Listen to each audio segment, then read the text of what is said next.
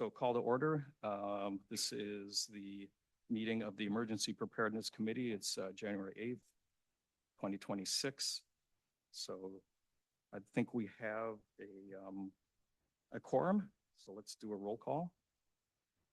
Kimberly, Lynn, I'm here, Craig, Dale. Here. Marion. Yeah. Chris. Hello. Ray is not here yet. Jerry. Vic. So we have a couple coming in the door right now. Vic is here, and so is Ray. And that's the roll call. We have a quorum.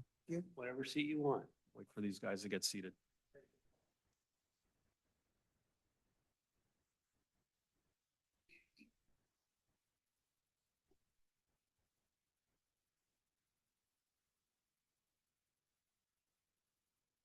Morning, Vic. Morning, Ray.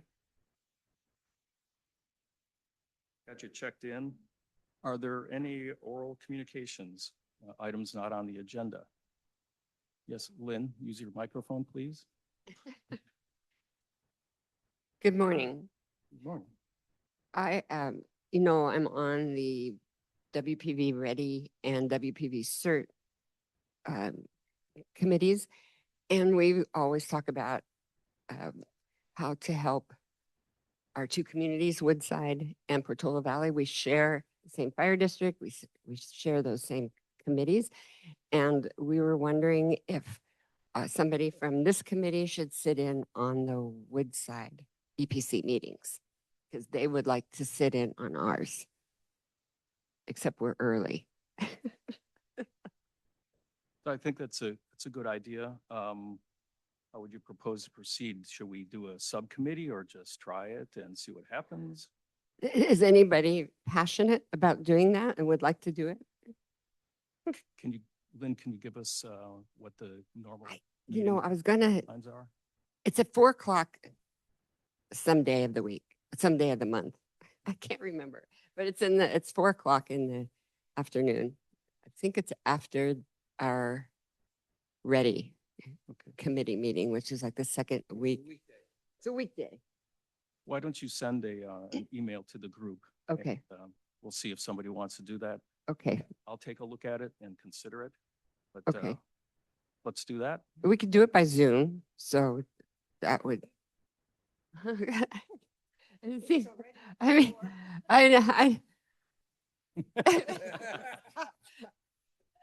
I'd like to see if there's somebody else first, but I could consider it too. Okay. All I'll right. send the email. The way you formally called it, it would be a committee liaison to another committee. Okay. It's a liaison. All right. Thank you. Could it be a dual role? I mean, that way it doesn't fall 100% on one person. So maybe two people do it 50% of the time each. Sure, we can try that. Okay. Yeah, it's a good idea. Ray? Just make sure everybody remembers, Chris and I are both on the EPIC board, so we do meet with them quarterly. I think it's quarterly. And so we did get some coverage, but I know what you Yeah. mean, because the Ready is very much Okay. Yeah, I think Mark wants to come to our meetings. yeah, he's been here. Yeah. I brought it up on last Tuesday's radio check. Okay. Thank you. You're welcome.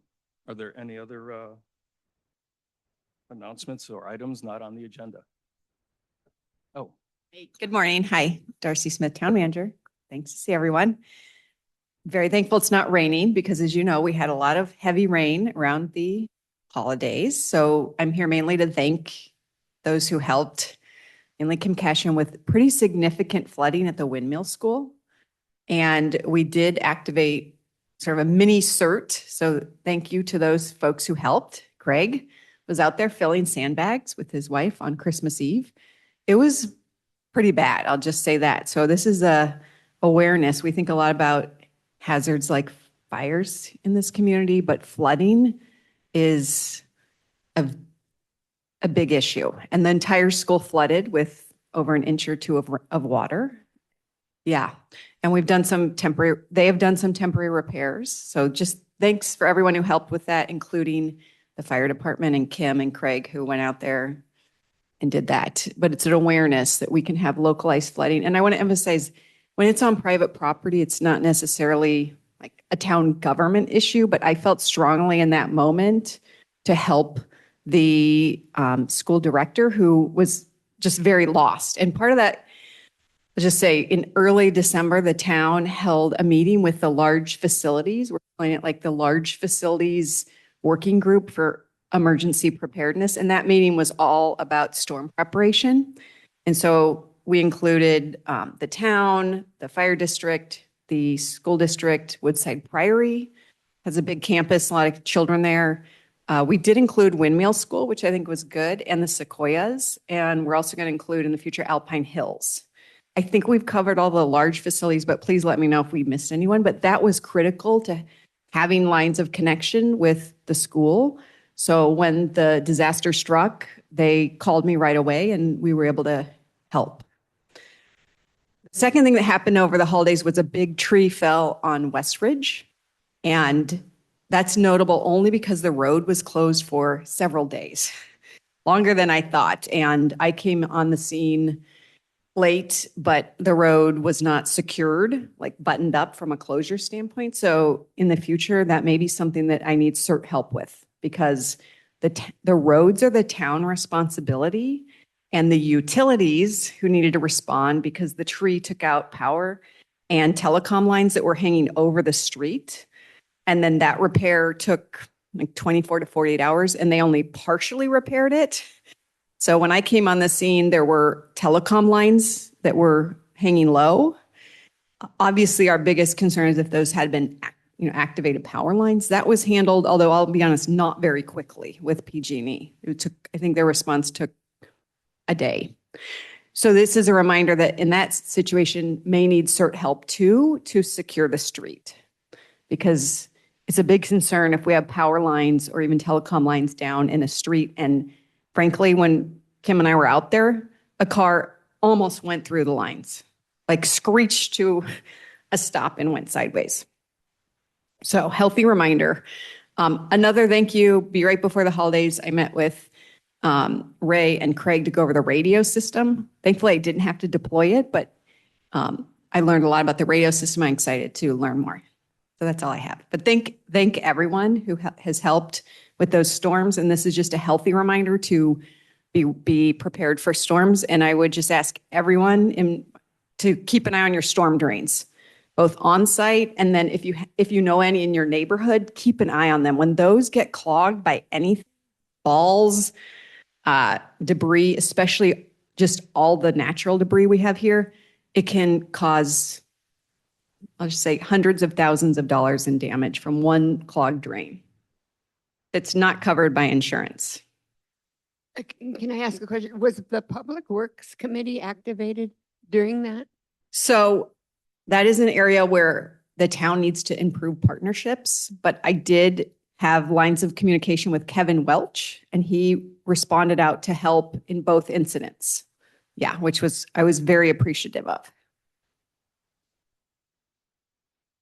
All right, thanks for the update and oh, yes, there's someone else.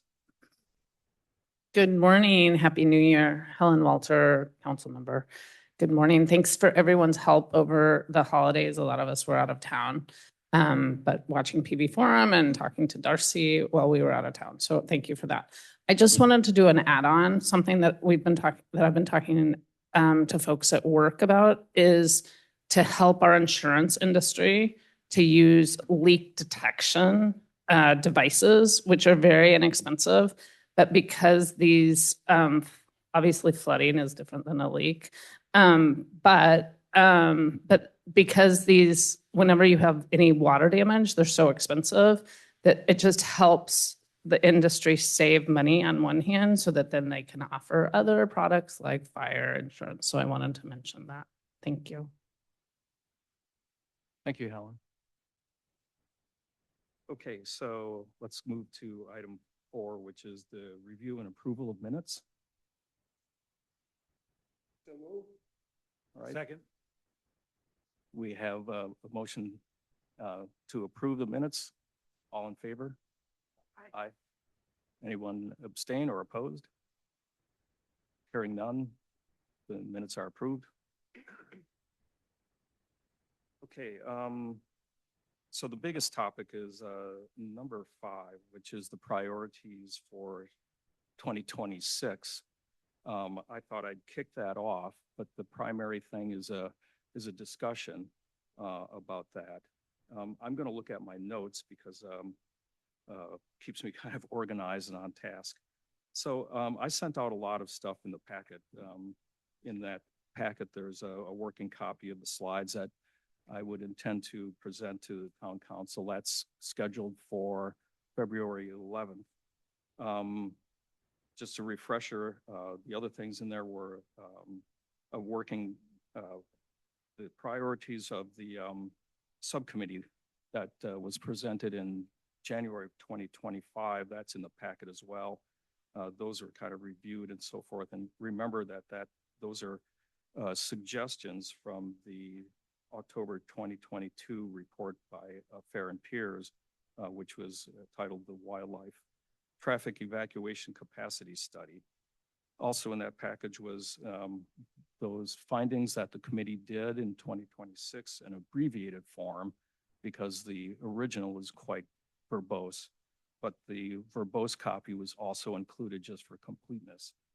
So what I'd like to do is go to a very high level after reviewing these things. Again, these are just slides that are working copies that I put together so we could work off of it. I'm looking at priorities for 2026, essentially being the same priorities that we had in 2025. And those are evacuation planning, the emergency operations plan and emergency operations center, communications, and the safety element. There are some additional things that I think we should consider that have come up. But again, I wanted to give you really high level of what I'm thinking and what are in the slides. I didn't want to have any surprises along those lines.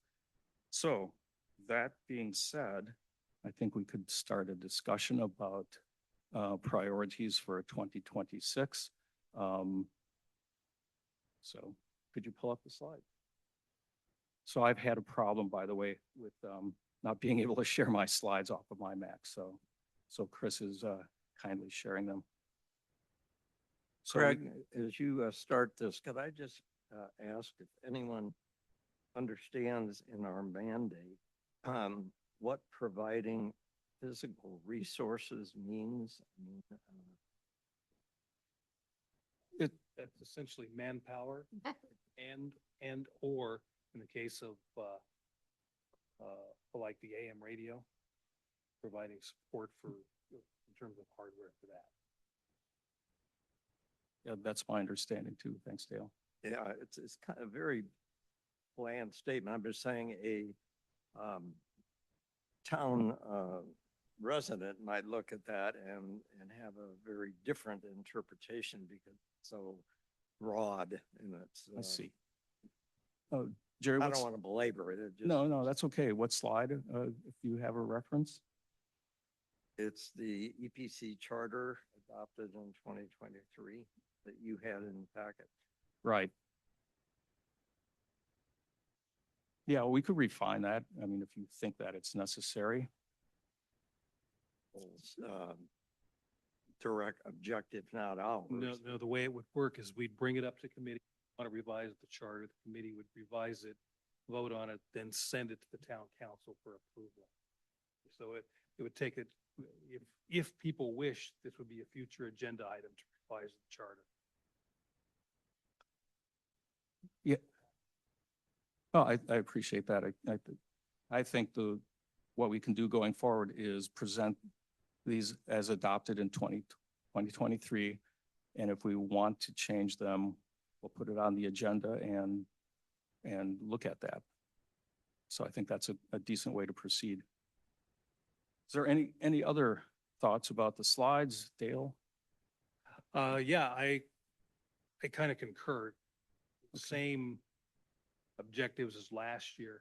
I might move evacuation, although I think it's one of the most important things we do, down to like number 3 because we're actually making progress on the EOP.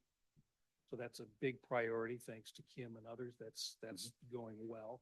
We're making great strides on the AM radio and communications, which is, wonderful after all the years that we've been pushing on that. Whereas evacuation, the biggest piece of that actually is widening Alpine Road. And from what I understand, we're still waiting for town council to figure out how we create a committee. Maybe it's a multi-dimensional committee, group to have an overall look at that, including maybe using some of the $100,000 we're getting the Stanford project to investigate that. So that's just my thought. Anybody else have thoughts about that? I have no problems moving those priorities around. Yes. Town manager. Thank you so much. I just wanted to add, and Helen Walter can step into if you have any questions for council, but update on that money. So yeah, I'm keeping my eye on that. I'm also proud to announce and very thankful that a local foundation, the TOSA Foundation, offered late last year to make a matching grant. So we have $200,000. Stanford just submitted building permits for construction late December. We're plan checking those. They may start construction, I would estimate fall, which honestly isn't a great time to start construction, but they could do some grading and tree removal in advance of that. And I already reached out to Fair and Piers, the consultant that did that first evacuation study, to ask for a meeting this month to get a scope of work to expend the $200,000 and build upon the work that they did on the EVAC study. But the timeline for that, Stanford technically doesn't have to pay until the building permits are issued by the town, which again, they're being plan check reviewed right now, but for a project of that scope could take months. I could potentially ask them to pay us earlier, just because I would like to get, frankly, a consultant just under contract and starting to work on that. And note that as part of that, we will also look at Alpine Road in Arrastradero and the Alpine Inn or Rosati's Field parking lot owned by the town, potentially a second way of ingress and egress out of there. So just know that that is moving, but it is just going to take time, in part because we're relying on outside funding. All right, thanks for the update. Helen.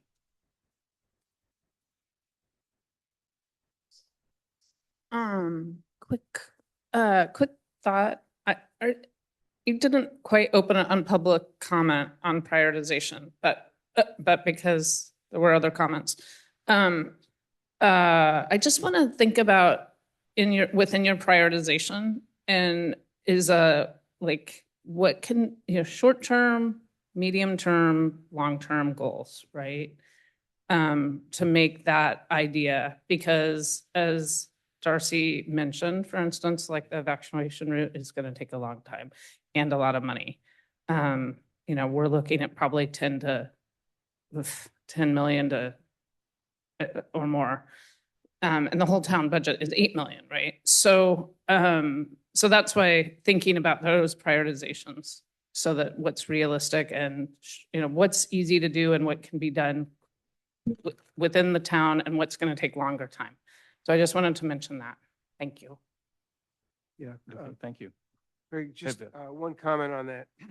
I think where we are was that we did submit these priorities for consideration by staff, such as it is, with the idea in mind is that we had to be realistic about what available staff there was, given what prioritization might take place.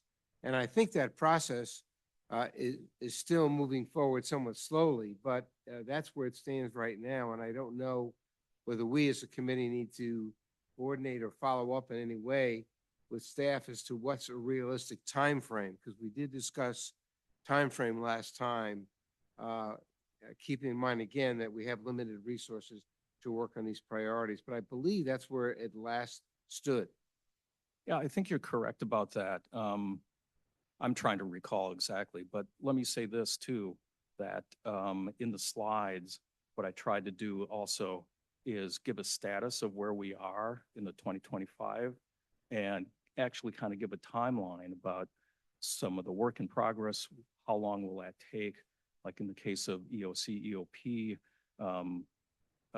Kim has given me kind of an update about what she expects. And it's probably a good case to look at from a standpoint of resources, because Kim and Lynn are doing a tremendous amount of work every week practically, getting the EOC and EOP prepared.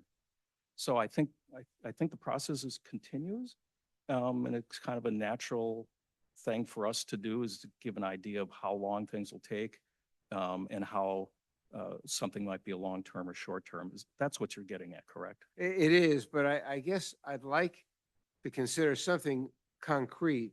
That is to say, given the particular priority, what the timeframe looks like, just so that our committee can have some sense of what we project based on the available resources. And that way, we can have some accountability in a constructive way, Right. not a critical way, but rather have some goals in mind that we can keep an eye on in terms of whether we're making any progress on the priorities, particularly the high priorities. Yeah, understood. Take a look at the slides. I thought I kind of captured a lot of that in the Right. slides. If there's something concrete that you want to change, let's go ahead and do that, but I think it's an ongoing process. Okay. So, sure. I think it's slide 12 or so.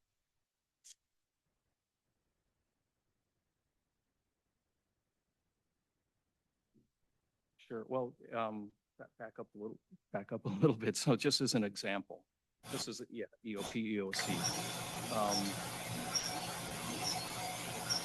Well, that's interesting.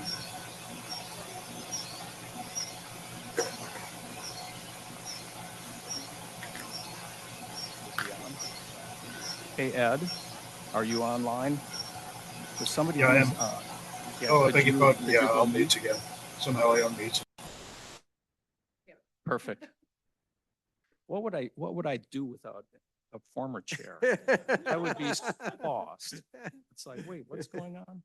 Anyway, so Vic, this is kind of an example of a status and progress. You know, how long it will take is one of the bullet points here.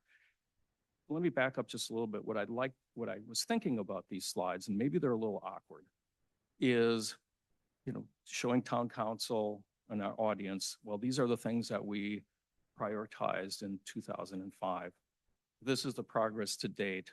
And this is what we expect to go forward. And it lays kind of a foundation of why we would have some of the same priorities in 2026, because a lot of the things in 2025 are works in progress. We've made a lot of progress. We've made a lot of good work being done. But that was the idea of the slides. Mhm. So I would welcome a comment too about how these slides look, because I think they are potentially awkward. Yeah, my comment would be maybe a suggestion, which is, instead of, the slides are complicated. There's a lot. And maybe a possible way to do it is to gather some information today, and then you or a subcommittee meet with town manager, meet with our council liaisons. They were kind enough to form a subcommittee. And so before you go in front of the council, you say, these are things we've discussed. I've discussed them with the town manager. I've discussed them with our council liaisons. And we think it's just a lot easier to get a big group to say, yes, that sounds good, or make one or two suggestions as opposed to all this information. Yeah, I think that's a great suggestion. So let me follow up with that and set a meeting. Let me ask for a subcommittee among us of going through the slides before and cleaning them up, essentially making them more presentable, and then also getting with town manager and liaison and looking at the slides before they're presented. Yes. And then perhaps one more special meeting of ours. So after you've done that, say, here's here's what the subcommittee did. Here, we talked to Darcy, we talked to Helen. Here's the new proposal. We can look at it quickly, and it could be a short meeting. It doesn't have to be a full hour. We can do that. I was looking at the schedule also. We do have a second meeting before the presentation. Do we? But I'd like the idea of a special meeting just to get it sorted out. I didn't mean to cause an extra meeting. You know, Yes. I think if the subcommittee does a reasonable job on this, it shouldn't consume that much time in a regular meeting. That's just my thought. You're the chair. Yeah. Make the call. Yeah, Only consideration there is it may be tough to get a quorum on a special meeting between now and our next meeting. yeah, that's understood. Yeah, I like the idea of just doing it by subcommittee. So I'll be on it. Dale, are you willing to be on the subcommittee? And do we need a third member? Any volunteers for a third member? Okay. Okay. Okay, so let's do that. We can put 4 on that way. I'm also really busy.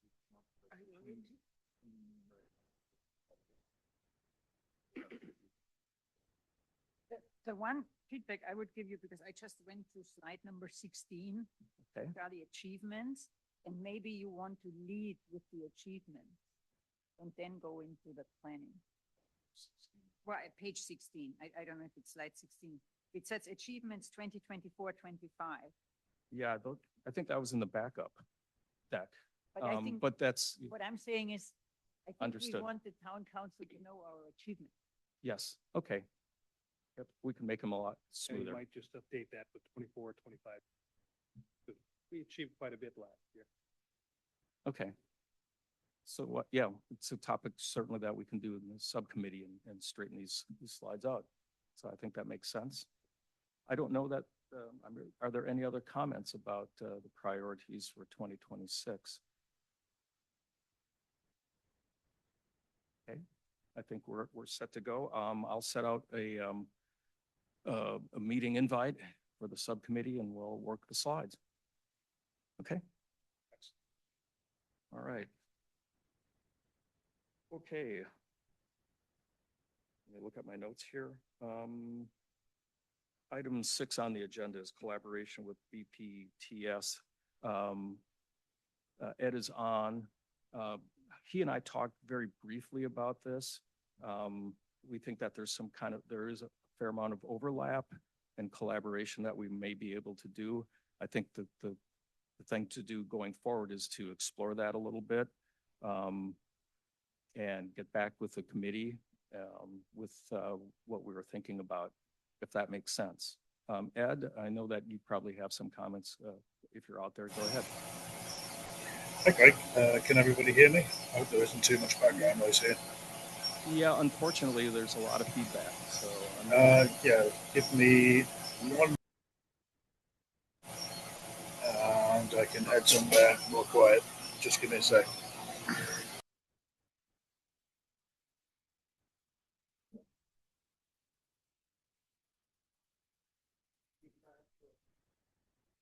yes, I can translate that for you. He said that he was going to try and work the problem and get back to us. So we could go on to another item and then come back to Ed. So I suggest that we do that. Ed, we're going to move on and try and circle back to you, okay? Okay, before you do, how are things now? Actually, you are fine now, so go ahead.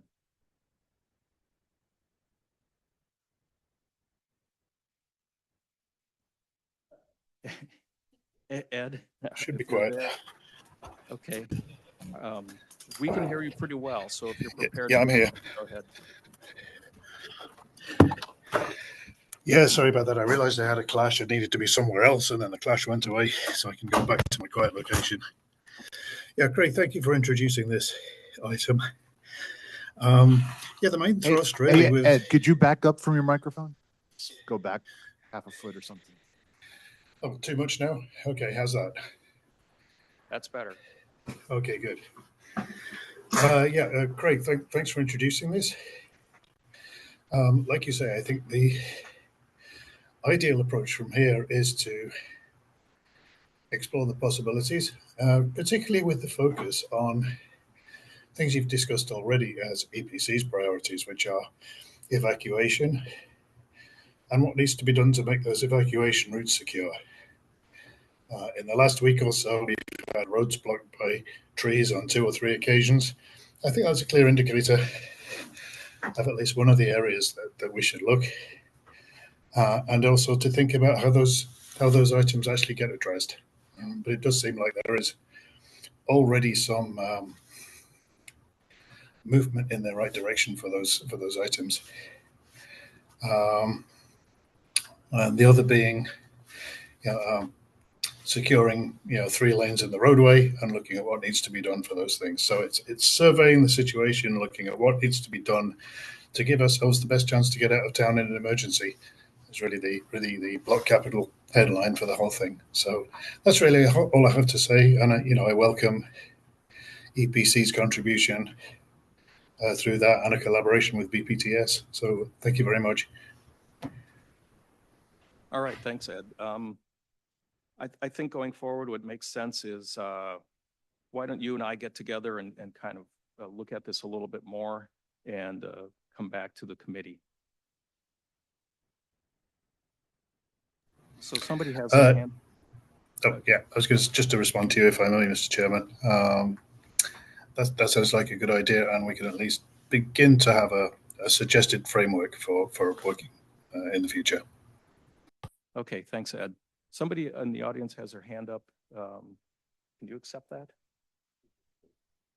Oh, go ahead. Christy, you have your hand up? Oh, yes, I'm online.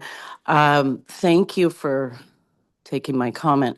I am concerned about eucalyptus trees on Portola Road where it's on the border of Woodside and Portola Valley, and I have since writing Woodside found out that it is San Mateo County's area. So if you drive out Portola Road, you'll see eucalyptus trees kind of hanging on the edge of a berm, and they look mighty like they might fall in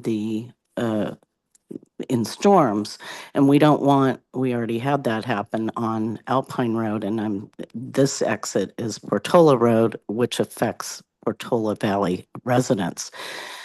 So my letter was then forwarded to San Mateo County, and I'm wondering if this committee could help with action on that. And if you would drive by and see what you think. I've been watching the eucalyptus trees real closely after the death of a 29-year-old plumber on Alpine Road. So that's where it stands now, and I wanted to update you. Thanks. All right, thank you. Let me think about that a bit. You could send the letter to the committee and we could take a look at that and see get some details about what your concern is and then go forward from there. Yeah, there's a picture and all. Thank you. Okay. All right. Is there any other comments out there? Okay, so moving on then to item 7, Woodside Fire Protection is not here this morning, so I think we'll move on.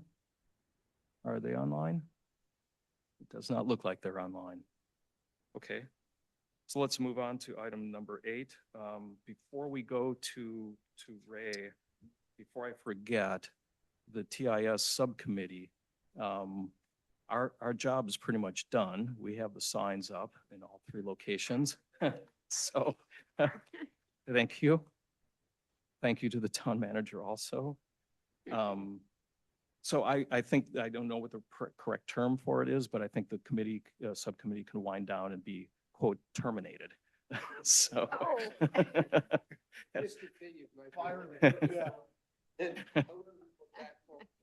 Go ahead, Dale. So moved. I think if we have a motion. Yeah. That's a motion, yes. Okay. All in favor? Aye. Any opposition? None. Okay. I don't like the idea of being terminated, but Dissolve? I'll be redeployed. How about dissolved? Redeployed. Okay, so, subcommittee reports, communications, Ray, go ahead. Well, so good news, everything's working well, and it survived the storm way better than it ever has. I don't know why. I had 42-mile-an-hour winds up at my place. One of our antennas up at the Easter Cross broke from its base. I have never seen that in my 50 years of radio, but it happened. And Mark Donlin and I went up and did an inspection. We found water and some cables and stuff, but everything worked. We never lost the link. So big check mark there. We've got a pretty resilient system, which is, and it's where we've been trying to get to for a long time. I think so. Check. You may recall on Tuesday nights, the San Mateo County Sheriff has a net at 8 p.m. on the ham radio, the whole San Mateo ham radio network that they have. As CERT got active and as our local hams got active, we also have a Tuesday night net. And the fire department checks in at 7:25. The CERT members check in at 7:30 on their frequencies. And then at 7:45, the ham radio guys around here, and sometimes not from around here, but distance, check in. And it's just this last week was a really good week. We had 20 CERT people check in. 20. That's probably half of the trained corps that's out there. And we had 9 people on the ham radio side, which was huge. And then checking in at the sheriff's, by the way, our record is 13. And then checking in on the sheriff's net at 8 p.m., I counted 7. Now, sometimes I miss them along the way because it's a long process. But we have an exceptional dedicated corps here of people every Tuesday night. They're on. During the storms, I kept my radio on and I talked to people up in Woodside and stuff. People occasionally check in, and we have a casual rule that on the top of the hour and the bottom of the hour, if you're on the air, if you're up and awake in the middle of the night, you just check in, go on the air, Ray, WB5, NV, anybody around. And I did that, and I had several callbacks from other hams and stuff. So it's working. That's the bottom line here. And, look, we've got a long way to go to get the AM radio system completely automated. We had a great meeting with Darcy, Craig and I did. I've already got some information about how to take the step to automate messages and have some pre-recorded messages. So you just push a button rather than have to record something and process it and load it. It'll all be automatic. And I think that'll be a big goal for 26 is to get that system implemented and resilient as well. So anyway, aside from my all green sheet, I just wanted to just give everybody an update. So pretty exciting. 25 was a big year. Thank you so much, town. Appreciate it. I think that's really great. Vic, your mic's not on. Oh, we go. Perfect. All right. I think that's really terrific to get that kind of genuine support. I'm just wondering if there's something from our committee, and perhaps you can convey it, or we need to do something just a little more expansive to thank people for that kind of an effort. I just think to acknowledge it really helps people know how much it is appreciated and how important it is to the process. So that's my very minor suggestion, if we could do something, perhaps in the committee, to acknowledge that kind of participation. Well, thank you, Vic. We can certainly mention it on Tuesday night when people get on the air, and we can mention it at the EPIC board meeting, which is coming up. And I forgot to mention, January 28th is our TIS presentation to the town, or is it? Yeah, that's my recollection. So Craig and I and whoever else is available will be presenting to the town the TIS radio, AM radio update, and mention it there, which is a good place. And, it's not a command performance by this committee, but anybody who's in town that evening, it would be great to see you at the town meeting just to support. Thank you. All right, thanks. Are there any comments along those lines? Okay, let's move on to evacuation. Dale? Nothing new other than what we've already discussed. Okay, perfect. Vic, neighborhood and resident outreach? No new activity. Oh, sorry about that. No new activity, some phone calls, various community or sub-community locations. Pretty much still on an individual voluntary basis. And it's moving along with those people, those sections of the community that have committed to it in Westridge, Golden Hills, and some of the other areas. Okay. Sounds good. The ad hoc safety element, Dale? That, again, it's ad hoc. Hopefully, we will get something back from the consultants to review. I think it maybe first step will be a review by the group of committee chairs. But I would expect that eventually the safety element will come to this committee for a review also. Okay, yeah, it's one of the priorities for 2025 and 2026. So, but I expect that more will happen in 26 than in the past. So my anticipation is that we're going to get more involved in the next few months. So, and have guidance from town council, et cetera. So, all right, thanks. Kim, EOP, EOC. Okay, good morning. So the month of December, the Mondays were a little limited going over there in person, but we are nearly complete with the updating the red binder. We're moving to revise and update the actual EOC procedures now. And given the localized flooding issues from the severe storms, I have some ideas to include some additional procedures in that red binder. So just plugging away and moving along. Yeah. Okay, great. So I have a question for you. May be putting you a bit on the spot. I know that you and Lynn are working diligently on all of the activities that you have for EOC, EOP. Do you need additional resources? And can you use them? Do you? I think, given that we selected a Monday morning time frame, I imagine it's quite difficult for folks to get over there during that time. And the in-person element is really critical to what we're doing. One, that binder doesn't leave that room. And to actually be present and in person during that time, I don't want to strong arm anybody into coming in.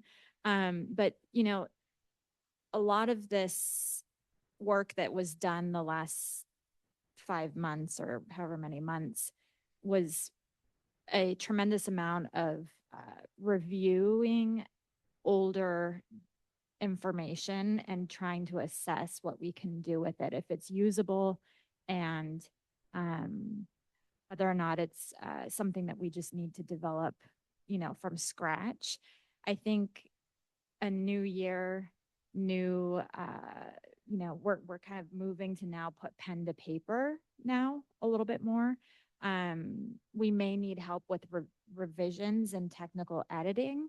So perhaps that could be something where we could use additional help. But again, these are documents that we don't want to be emailing out.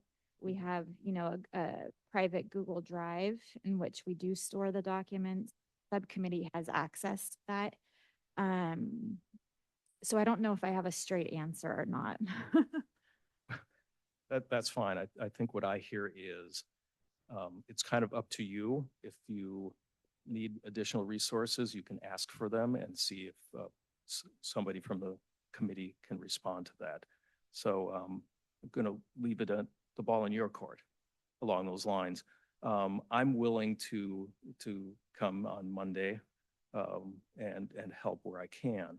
So let's touch base about that, and again, back in your court about what you need and who you think could help.